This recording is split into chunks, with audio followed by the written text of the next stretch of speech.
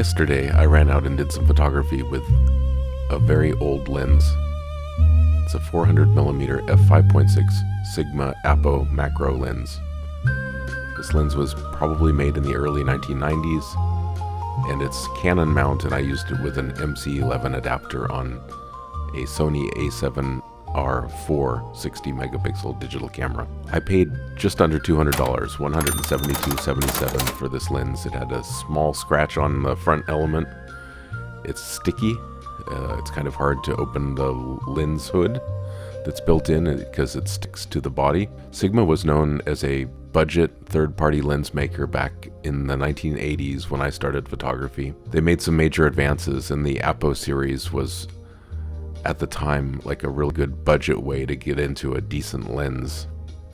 I owned the 400mm Apo lens for my Nikon back in the 90s and was pretty happy with the results on slide film. The build quality of the lenses in general are pretty good. The only thing is that Sigma had this surface coating thing they did. They had several versions. One was called Zen Finish or Zen Coating, and another was what I have here, which is sort of this rubberized plastic on the outside. And both of those lenses, 30 years on or 40 years or whatever it is, the coating is sort of deteriorating, and there's various tricks to try to fix that. But basically, I think I just took a little bit of rubbing alcohol and just got the barrel so that it wasn't unbearably sticky and that stuff was coming off of it.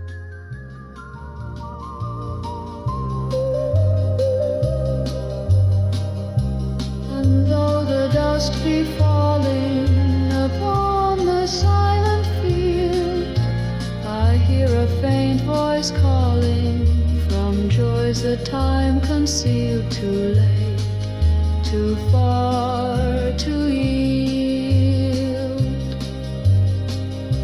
The wind in furrows sighing knows not the seed once sown, and ghosts of dreams lie dying where golden sheaves had grown. Now dust and dust alone. Yet still beyond the grieving, beyond the withered years, some thread of faithful weaving survives the night of tears, a name the silence hears.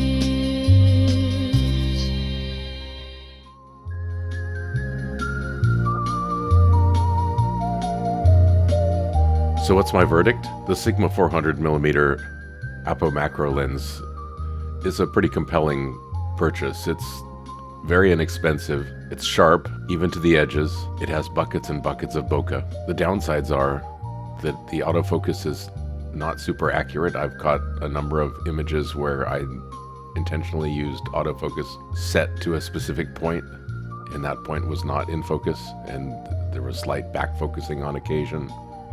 This lens does not operate quickly. It is not super easy to operate. In general, you should be using a tripod, but bokeh for your buck, this is a real winner. Even stop down to f11, which is where the lens is probably sharpest. You can get plenty of background separation and compression. You can get in very close. It's just a very unique tool, unlike a standard macro lens that just doesn't have that compression of a long lens. This just can stand out in specific photos, and you can use it in completely non-macro circumstances like portraiture. And if I were to suggest anything, it would probably be for that sort of thing, like objects that are head and shoulders portraits, medium-sized objects like the ones I've recorded here in this video, and things that aren't moving quickly, because that is definitely a weakness of this lens. That is definitely a weakness of this lens. So my verdict is, buy one if you're thinking about it. It's only $200.